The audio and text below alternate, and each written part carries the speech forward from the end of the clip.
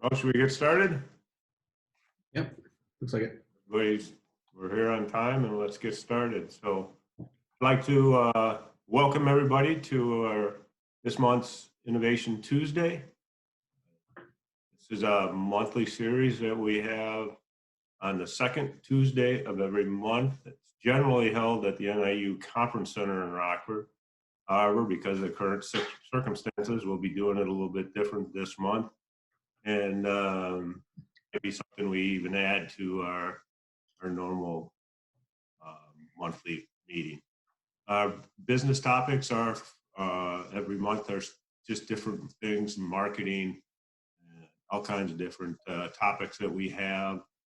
There's something somebody wants to learn about, let us know, and we'll try to schedule that.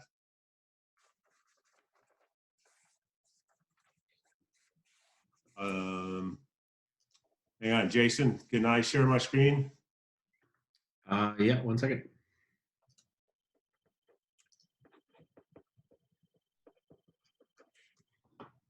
Okay.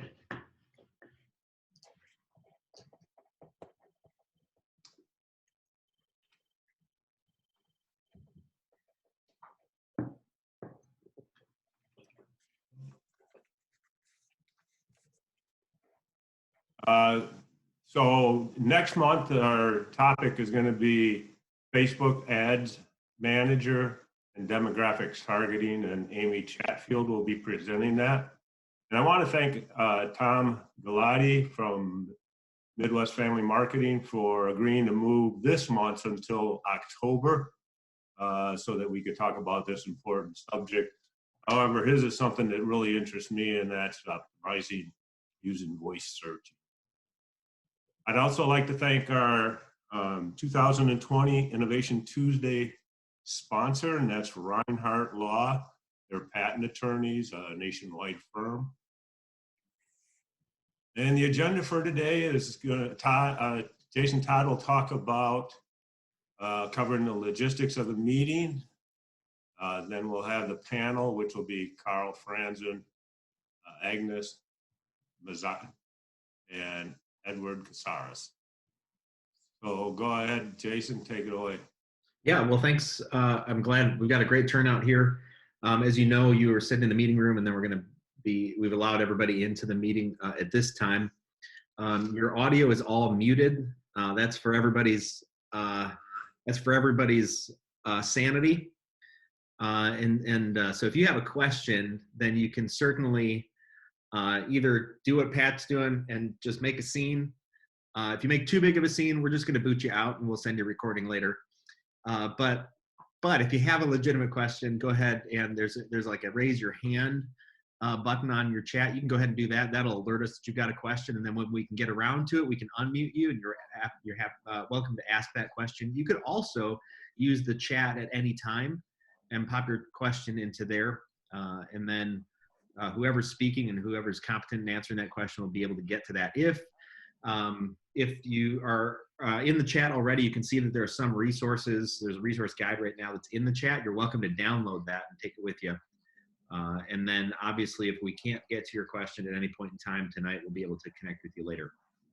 And with that, I think we're pretty good. So I think we've got Carl up now. Thanks, Jason. Hello, everybody. This Zoom conferencing has been certainly part of all of our lives over the last couple of weeks. And Mike will tell you, Edward will tell you, they've been on several with me. Mostly I don't share my camera and stay without my face. But you get this tonight. And I'm deciding as I'm looking at myself that HGTV must have a show about men who have terrible taste in couches. And this is going to be my my demo reel. I'm going to send it in. I'm going to be on that show. I really appreciate being here. Mike's invitation. Mike offered this venue up for this topic because he's part of a regional small business resource group that's been meeting through Zoom over the last several weeks, really trying to wrap our heads around how do we work together to distill all the programs that are coming available so that we can offer the best resources and the best information to small businesses who are looking to manage the COVID-19 crisis. Innovation Tuesday and Eigerlab has been such a great resource. You are the Innovation Tuesday group, so I don't have to tell you how much effort Mike has put in through Eigerlab and just generally in the community about mapping out the entrepreneurial ecosystem, specifically around innovation. And so I really appreciate the work that he's done and all our partners have done. It's really good to take a moment and reflect on the amount of effort our community has put into putting together an ecosystem and partners who do work together in the best interest of small businesses. We've built a lot over the last few years. When I came to Rockford in late 2016, we just lost our SBDC and was without that for a year and a half. As we've gained that back, and with Eigerlab and Jason and all these different resources, we've really put together a committed group to support entrepreneurs and small businesses. So thank you very much. The resource guide that Jason referred to, it is in chat. Everything that we're talking about, not just me, but also Edward and Agnes, should be included on that resource guide if you haven't seen it already. I update this on a daily basis. I mean it to be regional. So, and by regional, I mean available within Winnebago County.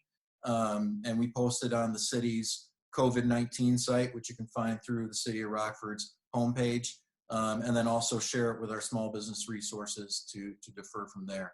It's changed on a daily basis because some of these programs, the rules change, new programs come out, program deadlines pass and are no longer relevant. We want this to not be the all-inclusive resource for small businesses, but be able to differentiate all the programs that are currently out there, how they differ from each other, how they can align with each other, and then current links for more information or for how to apply. And so feel free to download that and follow along. I first just want to touch on some of the, we certainly are looking for grants and loans and other programs that can support small businesses and entrepreneurs through this crisis, but I want to touch on a few not strictly grant loan programs, specifically from the City of Rockford, and several of our municipal partners in the region have done similar actions. But we've delayed tax collections for our hotel motel tax to the end of July, similar for our food and beverage tax till the end of July, with payment plans after that. We have ceased any water disconnects. We've eliminated late payments and our payment fees for phone and web-based payments for water service. We've pushed back our liquor and tobacco filing, renewal filing applications and fees to the end of July. And we continue to analyze opportunities. If there is a way that we can support small businesses and it can be done, we're looking at those opportunities seriously. And so, encourage ideas you have to filter up, because we will take ideas seriously. And then the last thing I want to touch on is the enforcement of the executive order as it relates to essential and non-essential businesses. Understand that businesses who are in that non-essential category or who are being deemed non-essential are feeling the same types of stresses of any other business. But our long-term strategy is to follow the recommendations that are coming out of the state, as well as the CDC and our local health department as it relates to social distancing.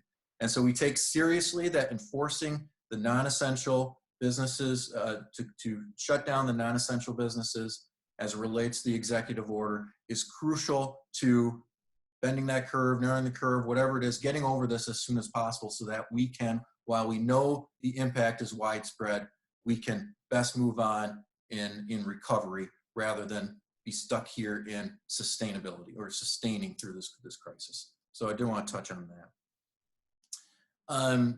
Next, not a city program. I believe I'm covering this one. The unemployment in the CARES Act that was passed by Congress and signed by President Trump several weeks ago, there was an expansion and enhanced unemployment in 3 areas. One was an additional $600 of federal money on top of what the state formula would provide, as well as eliminating the 1-week wait period that is typical with unemployment. That aspect has been implemented by the state effective last week.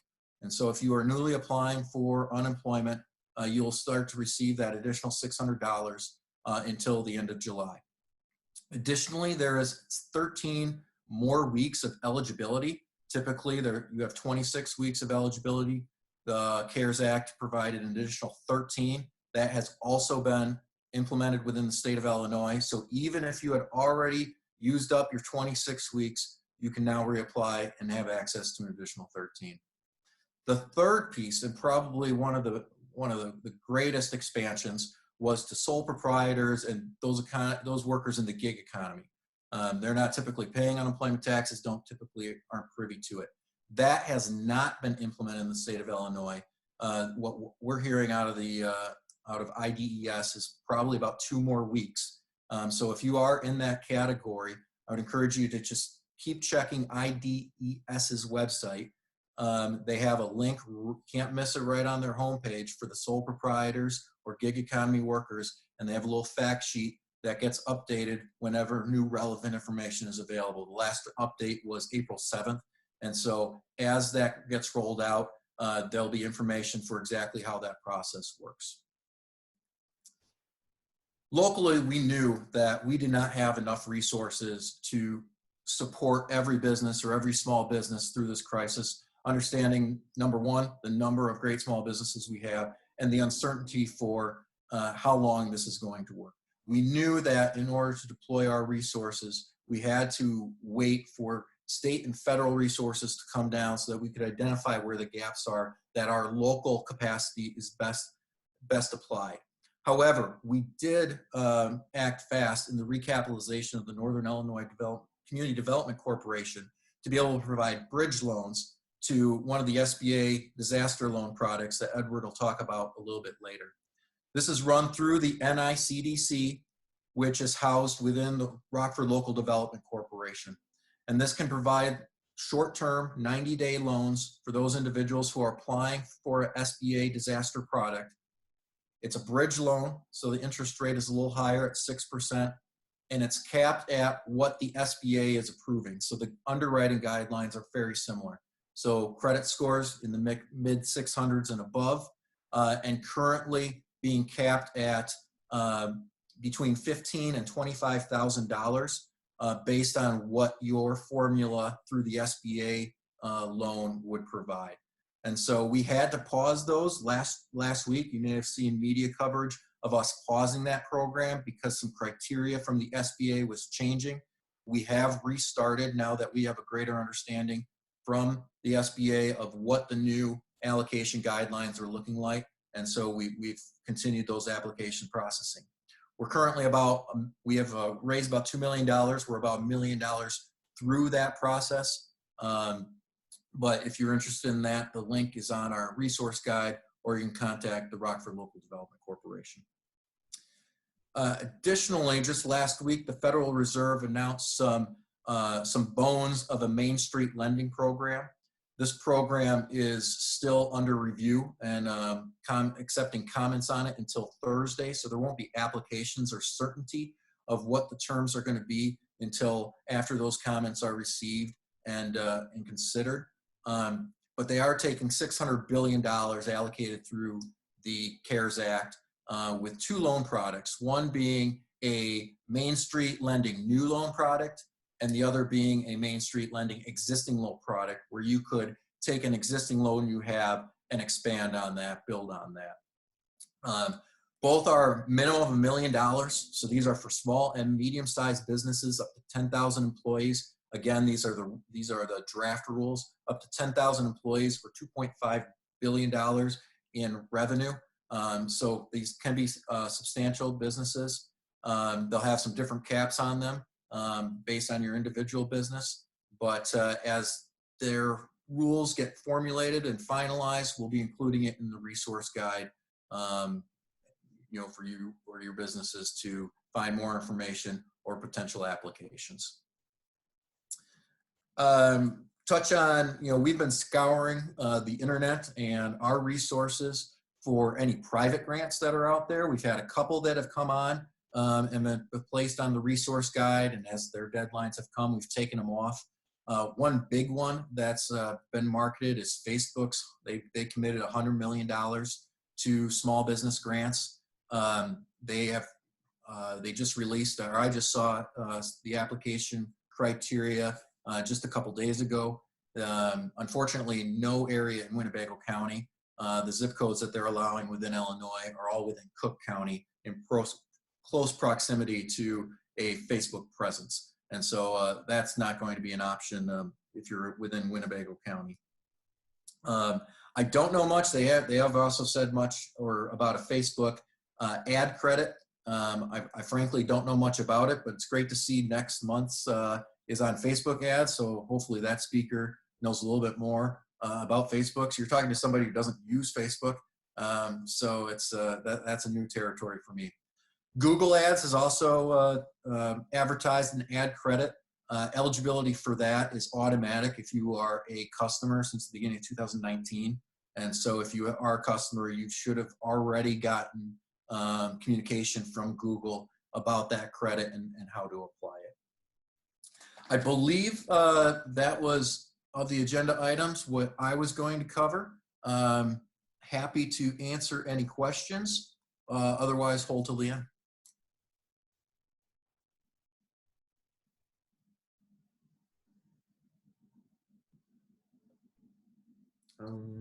That beautiful Zena has a question. Yeah, she does. 1 second here. I'm looking for you, Zena. I'm trying to unmute you now. There you go. So, okay, so you said the bridge loan was an SBA loan and it was through Eigerlab. Your credit score had to be above 600 and above. And then you had to talk with ROVC about it. And it said 6% interest. Did I get that right? So close. The link will be on the resource guide. So definitely download that and you can click directly. If you have any trouble, also on the resource guide is a phone number and an email, businessfirst@rockfordil.gov. We're happy to walk you through this individually. So in order to qualify for the bridge loan through the Northern Illinois Community Development Corporation, I know that's a mouthful, you have to apply for an SBA disaster injury loan. You have to be underwritten for that SBA loan. So the credit score is going to be, they don't give you an exact one, an exact cutoff, but it's about mid 600s. And then other criteria that you meet their size standards for a small business and everything like that. If you absolutely don't meet those criteria, you're not going to qualify for a bridge loan. And so, you know, we're going to have to look for other financing opportunities for you. But if you do, then you can get that bridge loan because the SBA, as Edward will talk about, has been very slow in processing those loans and getting them out to small businesses. So we want to make sure we can get that money out in 3 or 4 days to you now. Days when you get the SBA money, you can repay that loan. And even though it's a higher interest rate, that 6% interest rate, you're building that into your SBA loan. And so it's really not that much money for those 90 days. Okay. And I'm sure you're going to cover other things I'm getting ready to ask a question about, but I'll wait because you're probably going to cover it anyway. Thank you. Yeah, perfect. Other questions before we move on?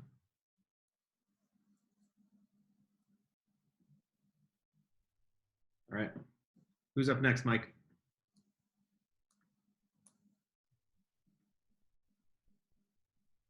Mike's muted. He muted himself. There you go. Okay.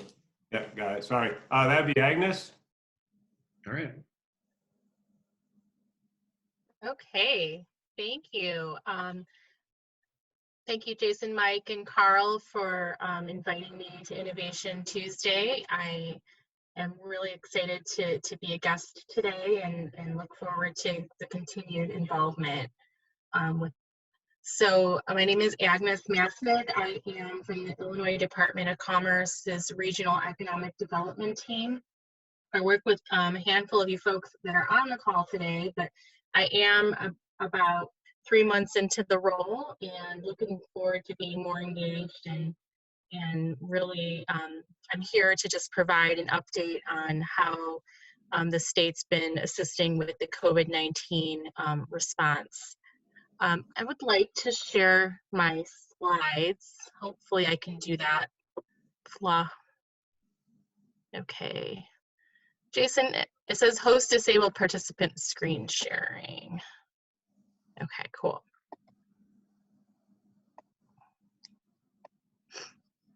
Can everyone see the slides or, oops, okay.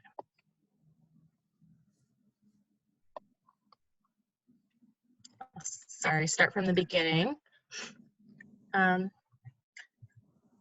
So last month, Governor Pritzker announced $90 million in emergency assistance programs for small businesses in need of capital. And Illinois businesses can learn more about that on our DCO website, but also you can use that resource guide that Carl has shared. Our programs are listed there, and I think it actually gives a really good side-by-side comparison of what differentiates the state's programs and the SBA's programs. Our programs include the Small Business Emergency Loan Fund for low interest loans, and I will also talk about the Downstate Small Business Stabilization Program, and that supports communities that are not direct entitlement communities. So I know it's like communities outside of Rockford, the city. The Small Business Emergency Loan Fund, this is $60 million, will support low interest loans up to $50,000 for small businesses outside of the city of Chicago with fewer than 50 employees and less than $3 million in revenue.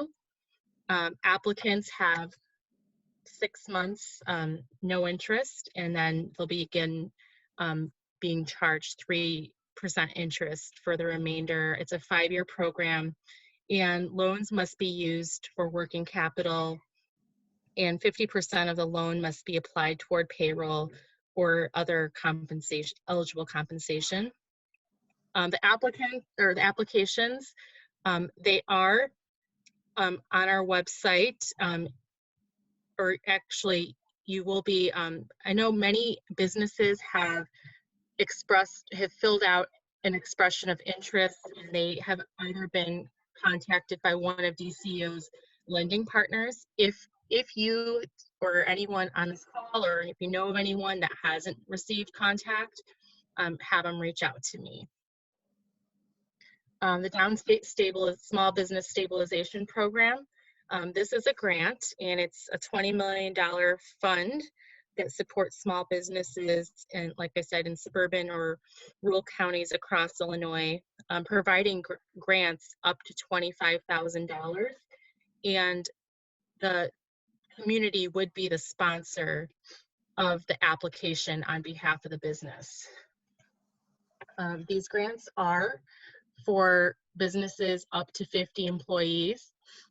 They have, like I said, they have to partner with the local government. If the municipality is not able to be that sponsor, then I suggest we work with the county. I know that a lot of people here might be in the Winnebago area, but if you're, from a different part of the state, I'm happy to help get you in touch with who that appropriate municipal partner would be.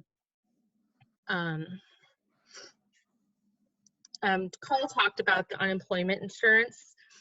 They have updated their website, and I know that they've implemented some online filing schedules according to people's last name, and they definitely have updated a lot of Q&As trying to make sure they're focusing on helping folks that are filing claims, that they're able to concentrate their time on processing those claims. So if you do have, if you do have problems, feel free to reach out to me. But I know that they have expressed a very high volume of those claims. So they are trying to answer a lot of the questions online. Bring, this is a new service. I thought this would be really interesting to share on this particular call. It is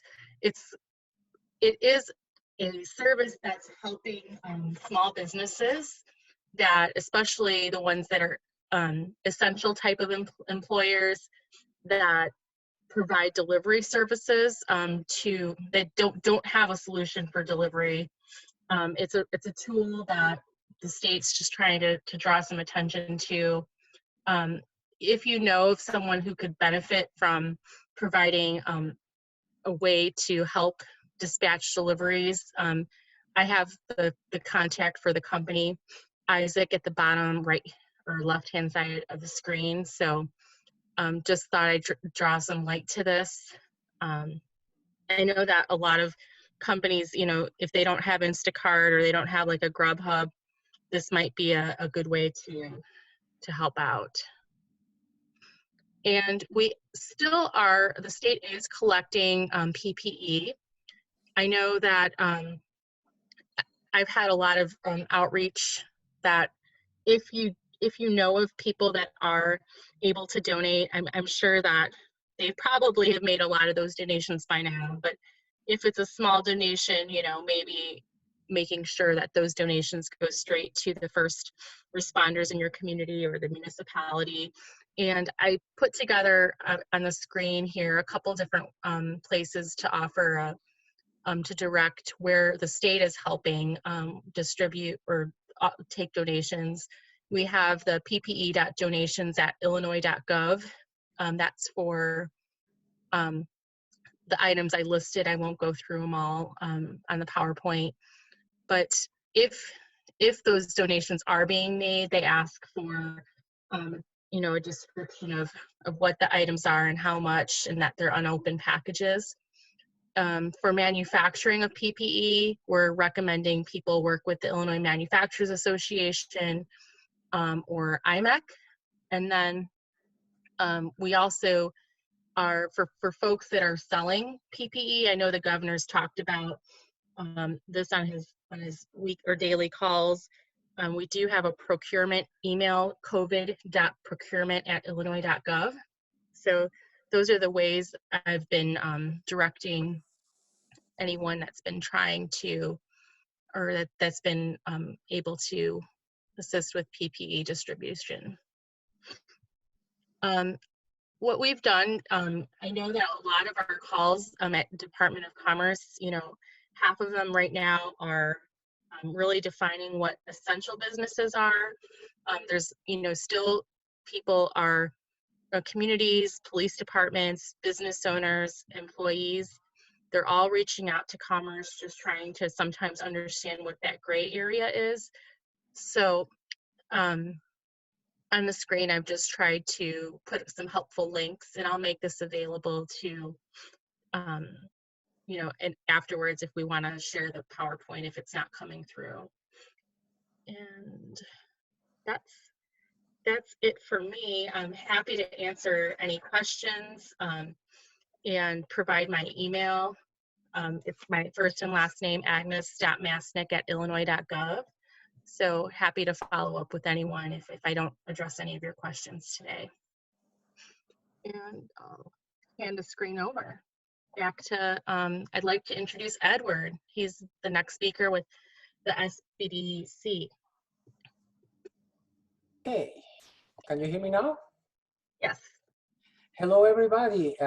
Thank you very much for this opportunity to share with our clients and our entrepreneurial community all the updates that can help them through these odd times. In the SBDC, we are trying to, like Carl said a few minutes ago, try to keep our entrepreneurs with information up to date, and we try to use reliable sources to provide this information.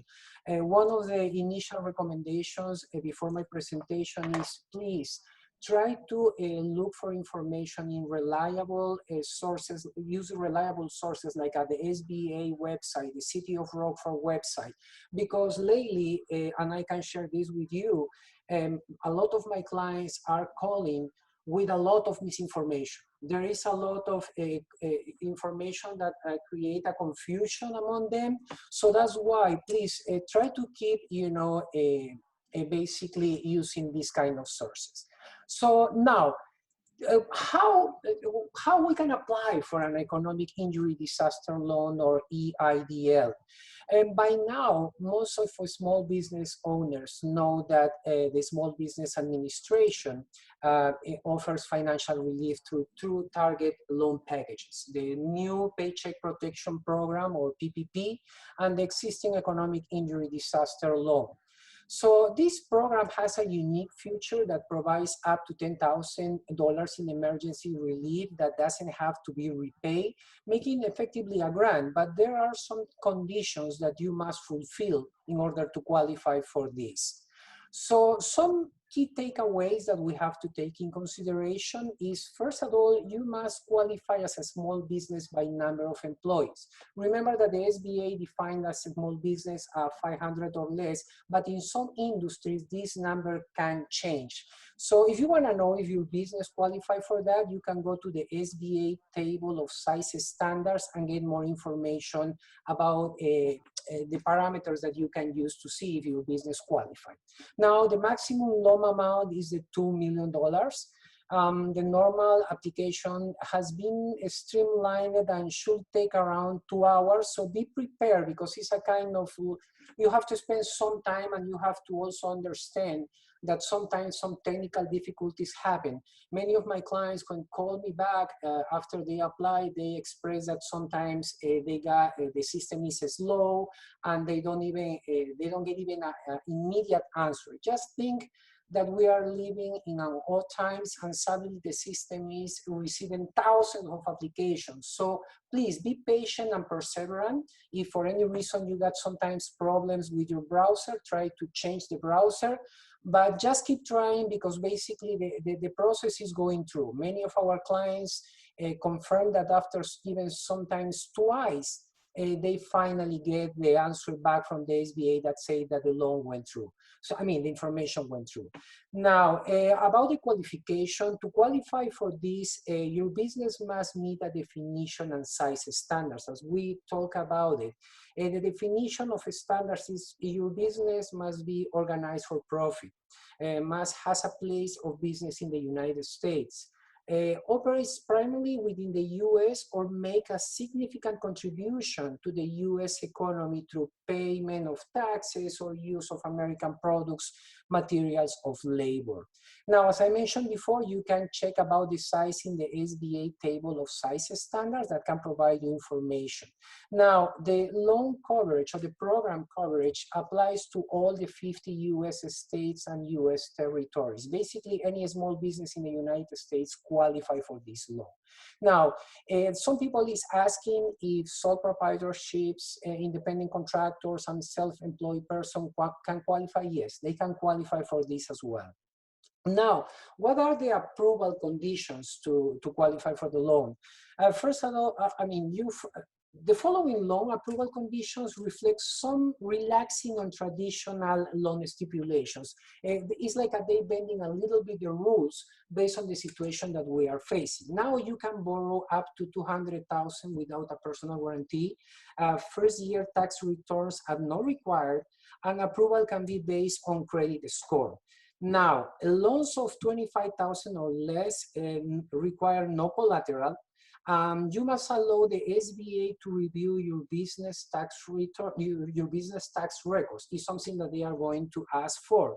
The most important thing is that the amount of your forgivable advance or grant will be determined by the number of employees at 1,000 each, with a maximum advance of $10,000. Now, the interest rate that is available for this kind of loans is the 3.75 for profit organizations, and the loan term can be as long as 30 years.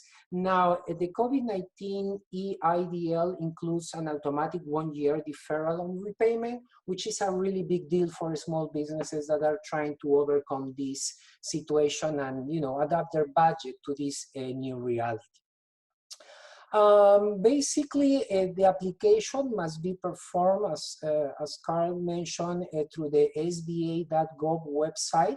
is the only portal. I highly recommend that you pay attention about that because lately a lot of scam is coming through the email and try to surprise entrepreneurs. So be aware that the only way that you can apply to this is through the sba.gov website, not through any portal or any other company that probably is misleading people that is confused with this misinformation that is out there. And that is the main reason why we are performing these webinars, to educate our community and avoid these kind of things.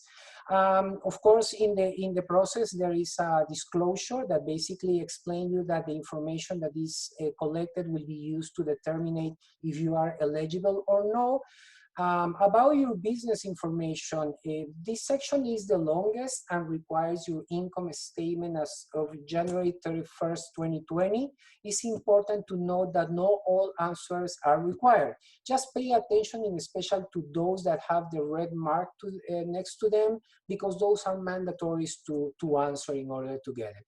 About the business owner's information are the basic, your social security number, birth date, birthplace, your citizenship status, and a legal address for your business. Of course, there is a deadline for this. The application can be found on the SBA Disaster Assistance webpage, and you must apply no later than December 16 of 2020. In most of the states, they extended to December 21. Please be patient because the information is changing and we try to keep you up to date. But so far, these are the deadlines that we have. Now, basically, some people also ask if you can apply to the PP, you can apply for a PP loan too. And the SBI guidance allow you to apply for a PPA loan in addition to the EIDL. So as long as you don't use the funds of each loan for the same expenses. For example, if you are going to use the PPP to pay all the payroll expenses and the other ones to pay another operative expenses that are vital, to allow your business to survive, that is the way that you must use and allocate these funds. Basically, just be patient. The process is taking a little bit longer than usual for the volume of applicants, and that is one of the programs or options that you have available. The another option that we got available for entrepreneurs in the area is the Express Bridge Loan Pilot Program. Basically, on March 25 of this year, the SBA expanded its Express Bridge Loan Disaster Relief longer than originally was, in order to assist local businesses. So what is basically the Express Bridge Loan provides expedite bridge loan financing for businesses that have been affected by COVID-19. The loans are backed by the Small Business Administration, and they can borrow up to $25,000 for disaster-related, that is important, it must be disaster-related purposes through March 13, 2021. Because it's an express loan, the SBA has stated that you will receive the funds approximately within the 45 days of approval and no later than 90 days. How you can use these funds? Basically, the loan must be used for working capital and can only be used to cover operational expenses to support the survival or reopening of your small businesses, in special, after this social distancing that we are seeing. Which business are eligible? Basically, every small business that can prove that was adversely affected by the COVID-19 is eligible for an express bridge loan. The people is confused about where to apply. So basically the ABL loans are available from SBA Express lenders. So there is a list in the SBA website that you can click on it and basically can tell you which could be the lenders available in your area. The rates, as Carl mentioned, this one probably is going to charge a little bit, 6.5 over the prime rate interest.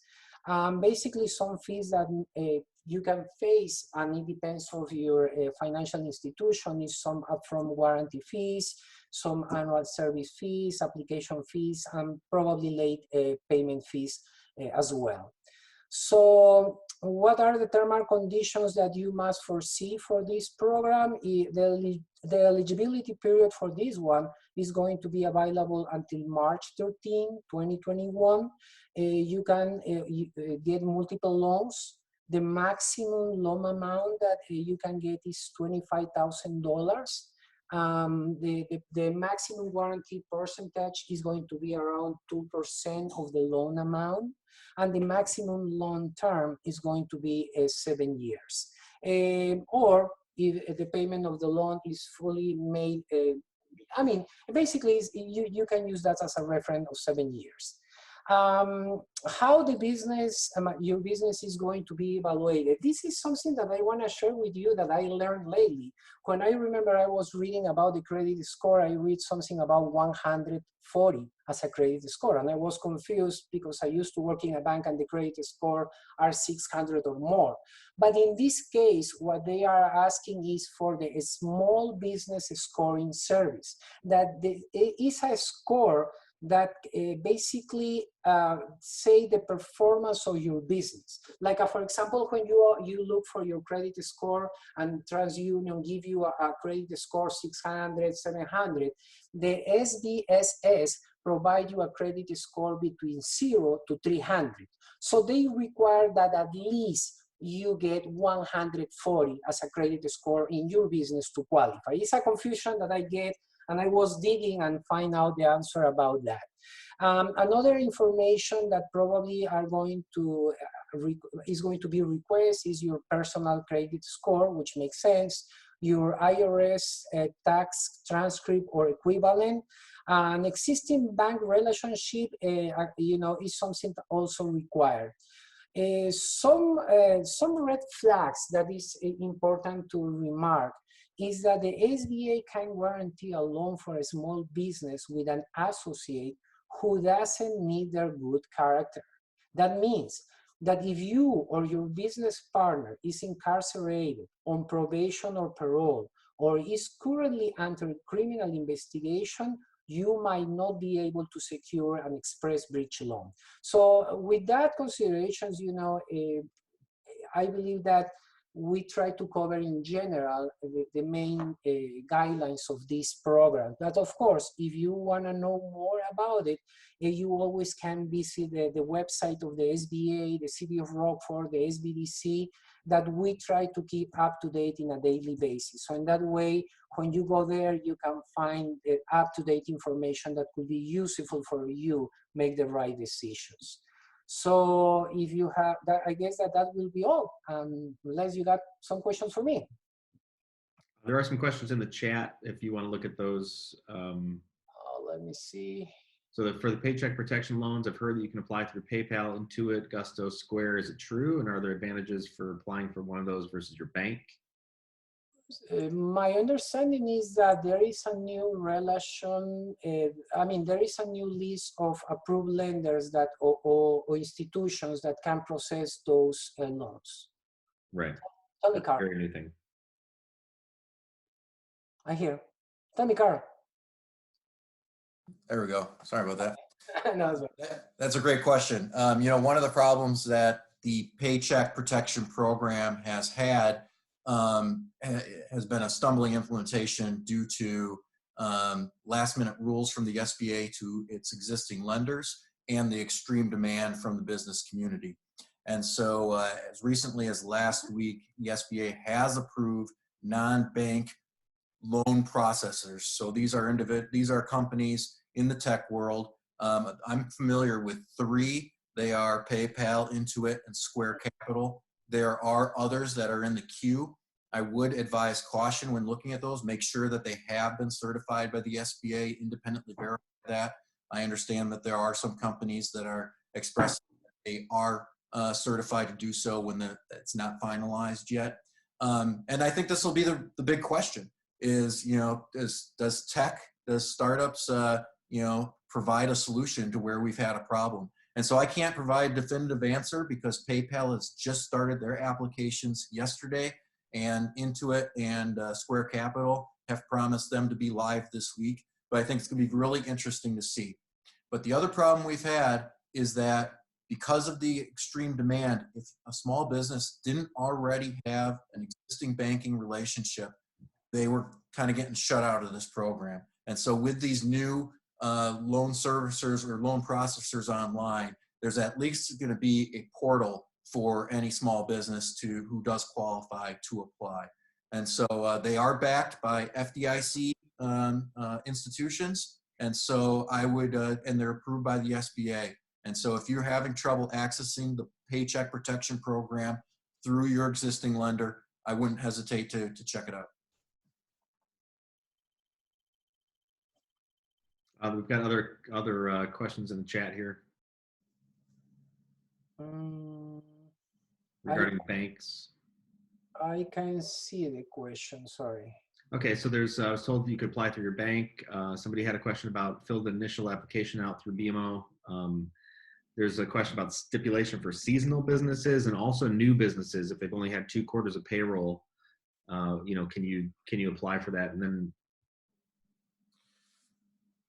so I'll cover, there's the one about seasonal businesses. There are some, functions for how you average your, all these loans are based off of your previous expenses or previous revenues. And so they do have some formulas for how seasonal businesses should figure those out.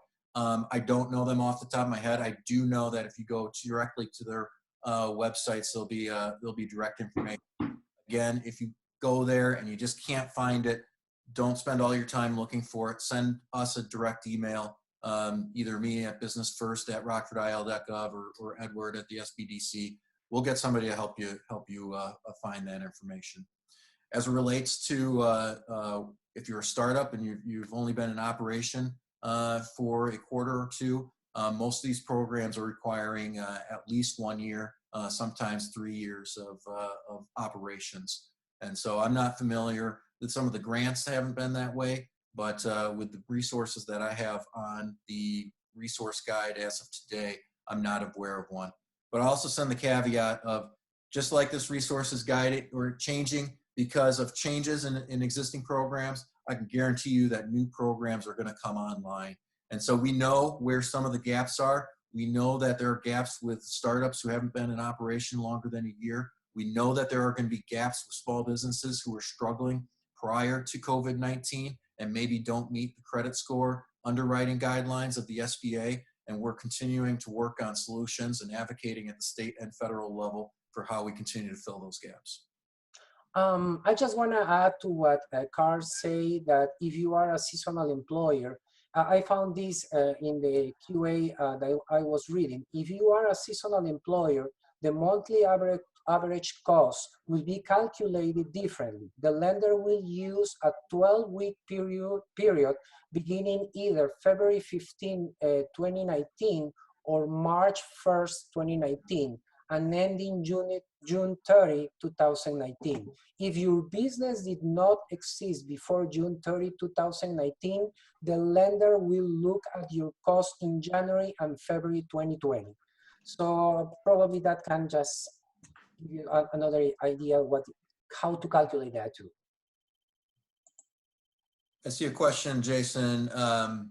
I'm a solopreneur, haven't even turned a profit, let alone pulled any pay from my business yet. So the Paycheck Protection Program, the reason it's so attractive, it's really meant to keep people employed and kind of get over this hump. And it's incentivized to be spent on payroll, because if you spend over 75% of it on payroll, and you can have up to 100% of it forgiven, and that forgiveness is non-taxable income. And so that's a great incentive for companies to keep people employed, getting a paycheck, even though business isn't there. But that being said, those aren't the only eligible expenses. And so you could still qualify for the Paycheck Protection Program.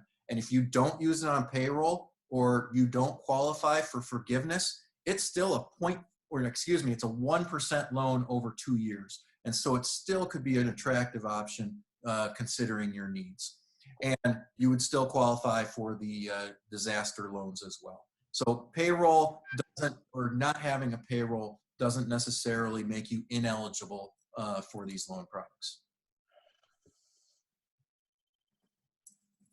All right, Zena, 1 second here. Go ahead.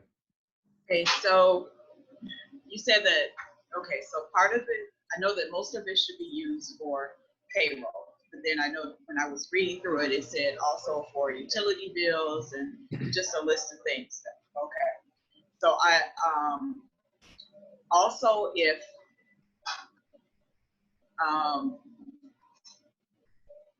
okay, so if it's not used for payroll, the part, I'm just repeating what you're saying, make sure I understand it. The part that isn't used for payroll that would not be forgivable is at a 1% for 2 years, correct? That's correct. So there's two parts to it. Number one, to qualify for any forgiveness, at least 75% of it has to be spent on payroll. Okay. The other 25% of it could be spent on payroll or another eligible expense, which includes working capital, so rent, utilities. And if you use it on that, that's also forgiven in addition to the payroll. But if on inventory or an ineligible expense, and I don't know them off the top of my head, but if you don't, then that becomes a loan that's amortized 1% over 2 years with a 6-month deferral period up front. So no initial payments. Okay, another part of it that I read, it was saying something about, are you going to use this to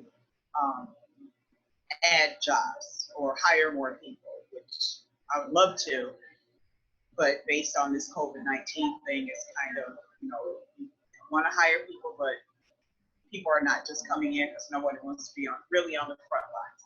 So that is something that I would love to have, to use it for payroll in order to hire more people. Is that, because that was the question that was asked on Chase's site. So would that be a qualifying payroll or not yet? Did I ask? I mean, if not, it shouldn't be a determining factor of your qualification for the loan, but they may be using that to understand, okay, what are you using this loan for? And does terms of forgiveness come into play for how the loan's going to be structured? That would be my guess, because it shouldn't be. There are some programs where you're making a commitment to retaining certain percentage of employees. One of Agnes's programs, and I'll let Agnes chime in here, but the small business emergency loan product, you're making a commitment to retaining at least 50% of your employees. But that's not the case with the PPP. I'm sure that's just digging down into your particular situation to understand exactly how the loan is going to be structured. Last question for this particular thing. Okay, so if I'm having trouble trying to get this understood and making sure that I get it correctly, because I filled out some of the paperwork, but I don't know if it's exactly the way it should. Can I contact who? So anyone?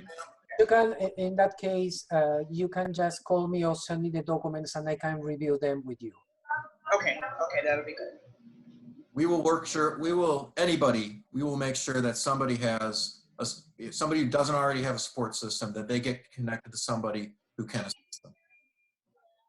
Thank you, guys.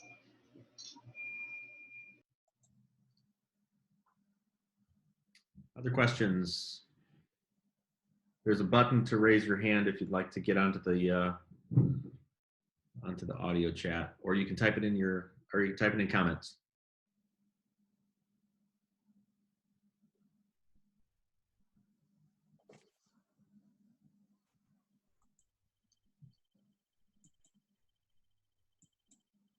I'm not seeing anything, Mike. No. Hope we have no other questions. Then I'd like to thank Carl, Agnes, and Edward for your time tonight and your expertise and all the hours you spent in preparing for this. Zena, you have a question? Mike, I see a couple questions coming in late. I don't know if you want Okay. to back. Go ahead, Zena. Kathy is raising her hand. Kathy Ulrich. So Kathy typed one in. I have some questions about going back to work. Kathy, can you expand on that?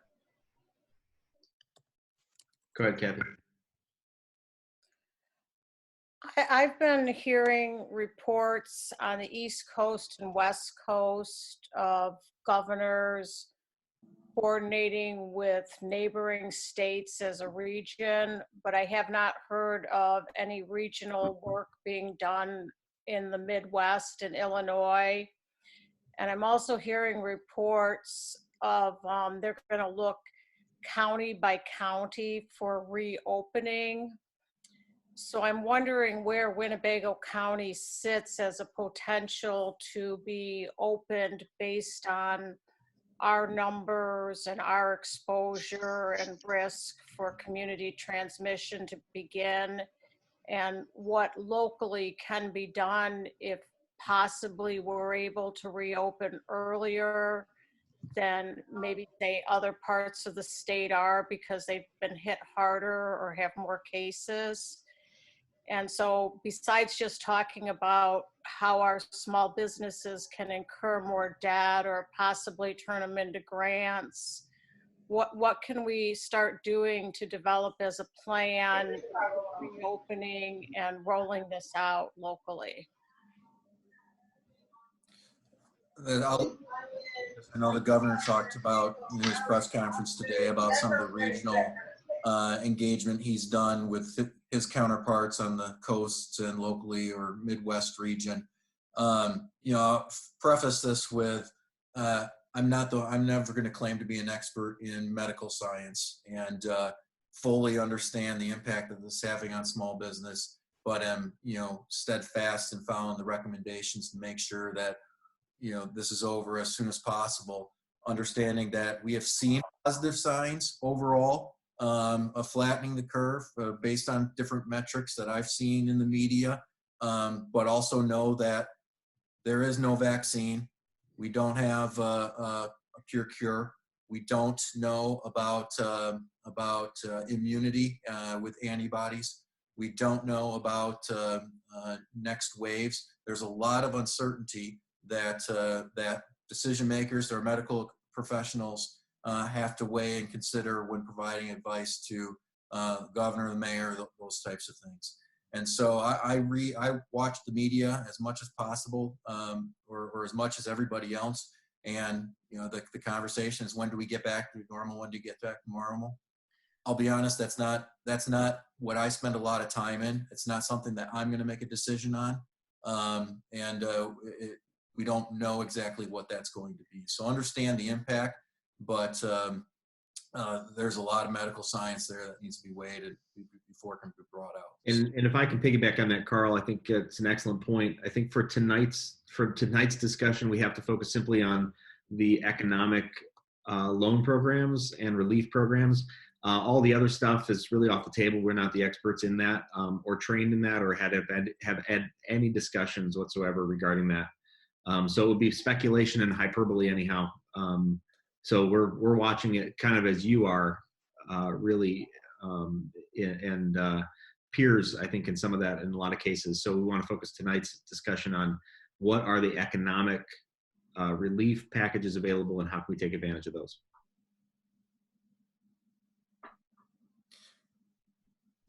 Question from Rebecca about more information on the Small Business Stabilization Fund. I believe this is the Downstate Small Business Stabilization Grant Program. Agnes? Thanks, Carl. Rebecca, I'm going to share the link. There is a booklet about a guide on what it is. I'd be happy to set up some time, to talk about that with you. But the website has a really great overview, a guidebook, and it really it will go into the details of the grant.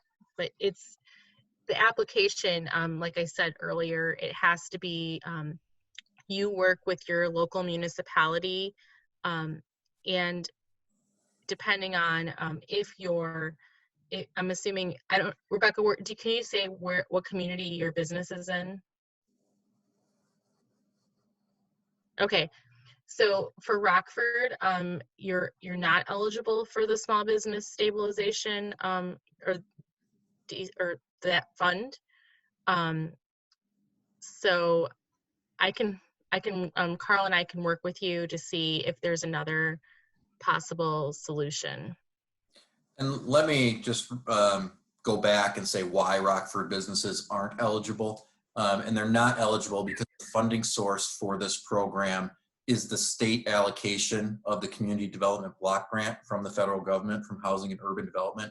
And Rockford, as a city, already receives a municipal, community allocation as an entitlement community of Community Development Block Grant dollars. We already utilize those in a variety of ways. We are receiving additional dollars through the CARES Act. We have not gotten those dollars yet. And so we've also asked HUD for some regulatory flexibility in applying those dollars. So as we have those answers, we'll be able to engage with, view where the gaps are, engage. There's always a public process to engaging with how we utilize those dollars into program or programs.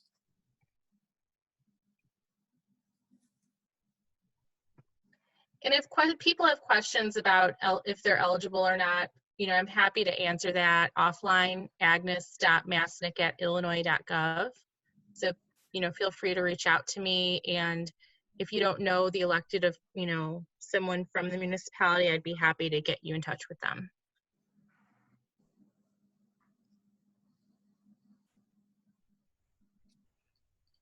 And just keep in mind, there is actually a button on your computer for raising your hand, which will show us electronically if you don't have your video on.